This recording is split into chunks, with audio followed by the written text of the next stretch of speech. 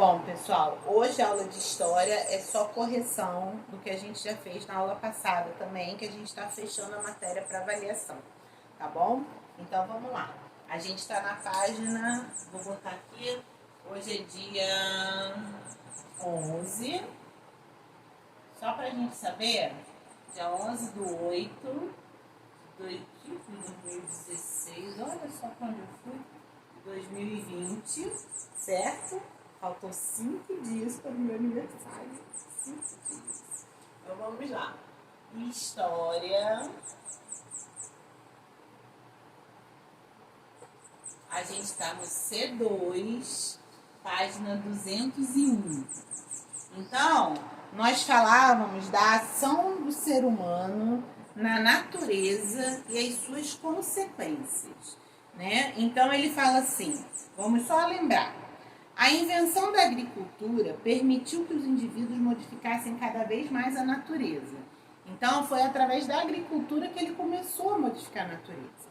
O que foi se intensificando ao longo do tempo, porque cada vez se planta mais. Atualmente, a ação humana afeta o meio natural, provocando inúmeras consequências. Você se recorda de alguma modificação na natureza realizada pela sociedade que causou um grande impacto?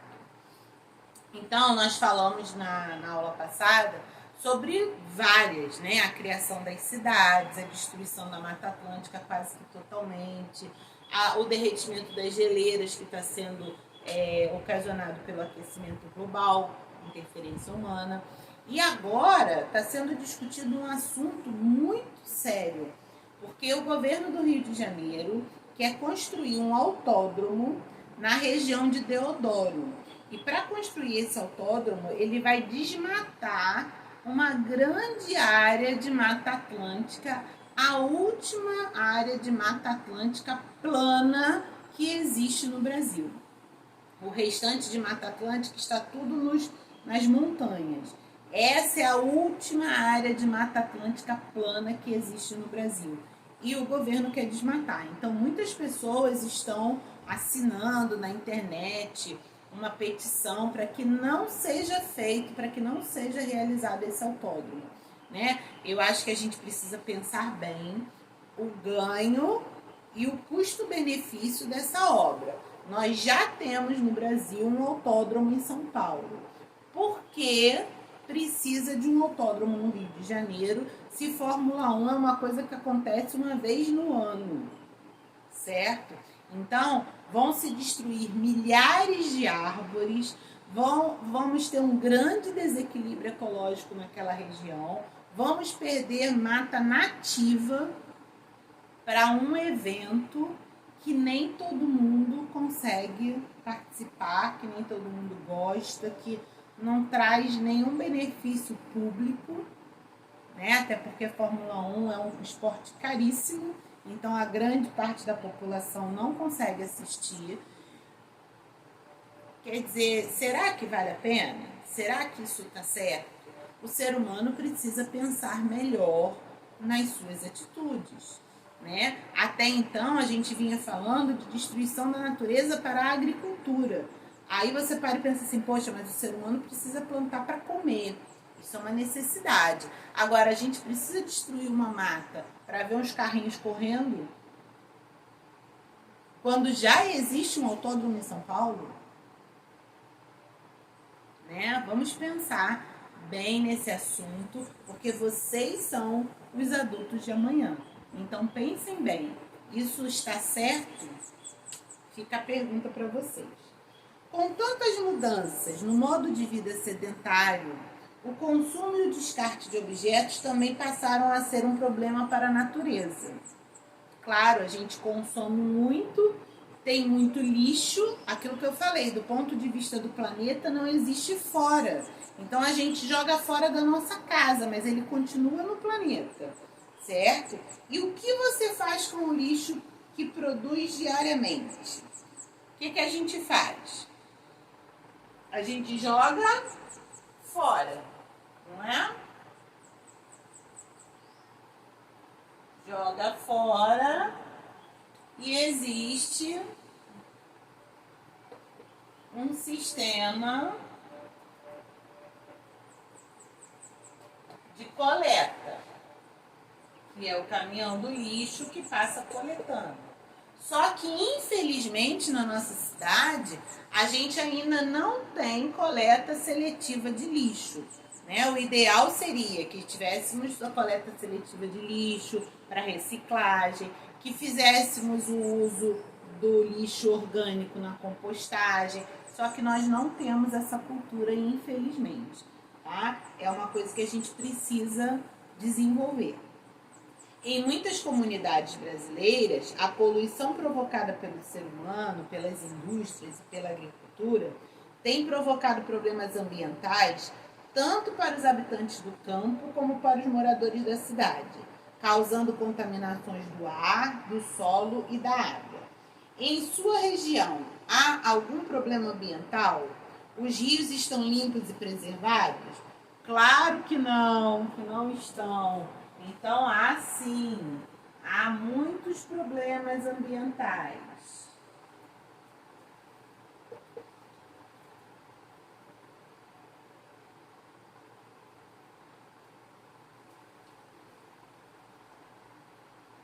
Entre eles, construções irregulares,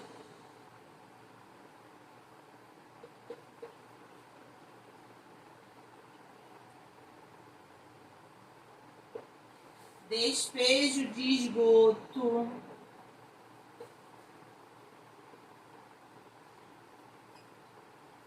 lembra do problema da água? Despejo de esgoto bruto na água, despejo irregular de lixo,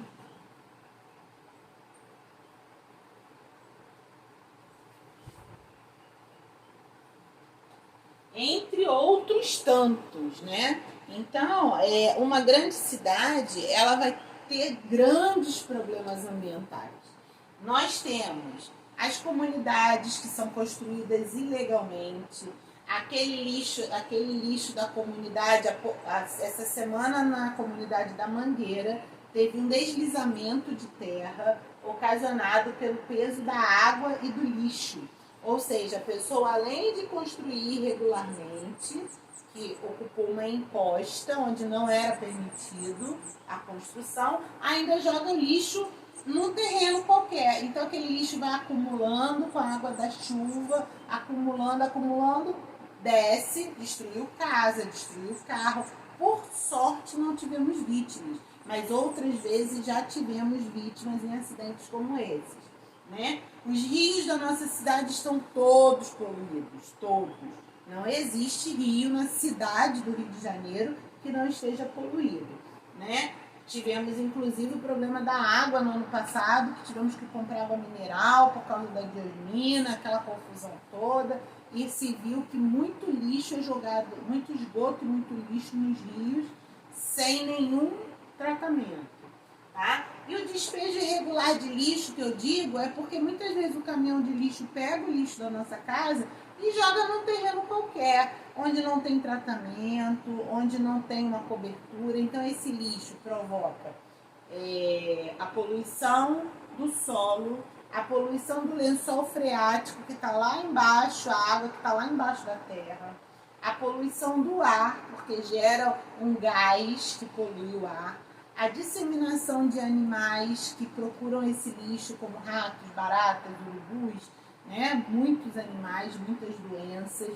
Então, nós temos esses problemas, sim, na nossa cidade. Tá? Aí ele vai mostrar um texto. Leia a reportagem a seguir e observe a imagem. E, na sequência, responda as questões. Há 13 anos, Everaldo Lagarto, de 61 anos, acorda cedo e inicia uma tarefa que jamais conseguirá terminar, a de limpar o rio Tietê. Com um barco de madeira, Lagarto navega no meio do lixo, recolhe as ilhas de garrafas PET, que é esse material politerefitalato de etileno, que se formam no curso d'água na altura de Santana de Parnaíba, na Grande São Paulo. O carroceiro flutuante afirma que já viu de tudo por ali, até dinheiro. A única coisa que nunca encontrou em mais de uma década foi um peixe vivo nadando pelo rio. Que triste esse texto, né? Então, vamos lá. Vamos responder. Que triste e que bom que existem pessoas como o senhor Everaldo Lagarto. Poderiam existir mais, que iriam ajudar, mas também poderiam existir mais pessoas que não jogassem lixo no rio, né? Ou seja, ele faz o papel que esse pessoal que cata garrafa PET na rua faz, só que ele cata no rio, né? Ele vai de barco catando garrafa PET no rio para depois ele vender, claro, que ele precisa ganhar a vida dele também.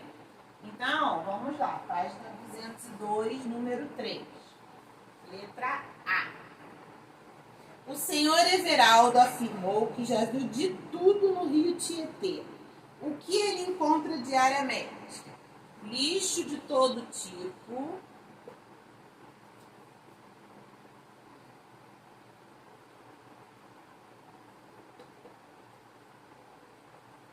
garrafa PET,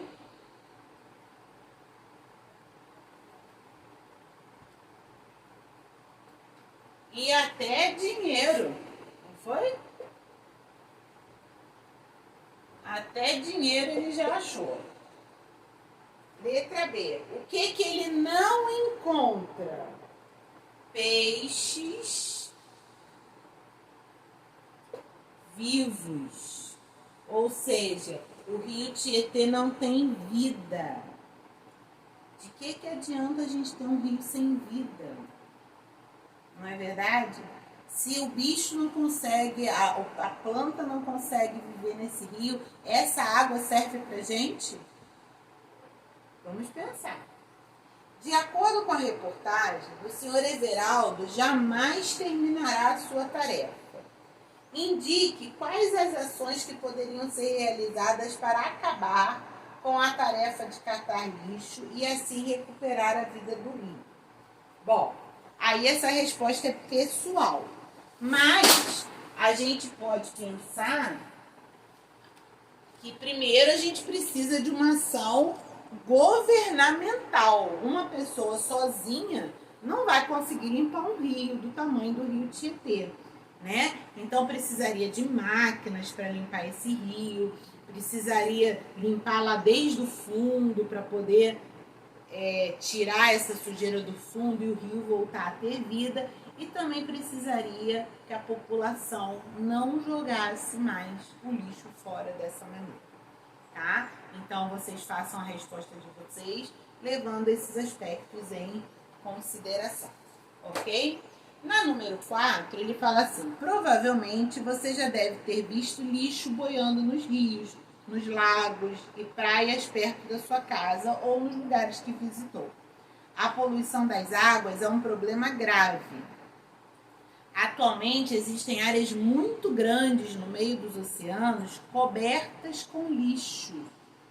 O que você pode fazer para evitar essa situação?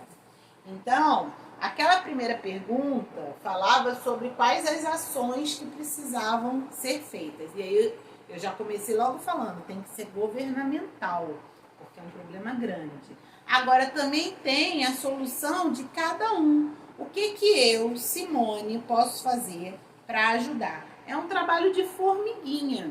Mas se eu cuidar do meu lixo, se eu não jogar lixo no chão, se eu trouxer o meu papel de bala para casa, para eu jogar em casa, ou jogar numa lixeira, ou até mesmo numa lixeira reciclável, se for melhor, né? Se eu achar melhor ainda, eu estou dando a minha contribuição para a preservação do meio ambiente. Tia, mas se só você fizer isso, não vai adiantar de nada. É verdade. Se só eu fizer isso, não vai adiantar de nada. Mas se eu fizer isso, se vocês fizerem isso, se outras pessoas da nossa família fizerem isso, e se todo mundo fizer a mesma coisa, a gente começa a ter um volume muito menor de lixo jogado de maneira incorreta e começamos a ter menos problemas. E aí as ações governamentais vão até fazer mais efeito. Porque também não adianta o governo ir lá e limpar e a população ir lá e sujar, né? Então, a gente precisa de um trabalho em conjunto, cada um fazendo a sua parte, tá certo? Essa resposta também é pessoal, porque é o que você pode fazer. Então, eu respondi o que eu posso fazer. No Entre em Ação, eu conversei com vocês na aula passada, ele sugeria que a gente fizesse um brinquedo de sucata e nós já fizemos isso na aula de artes. Então, acaba nessa página o nosso trabalho para avaliação, tá bom? Vou sair da frente um pouquinho e até a próxima aula.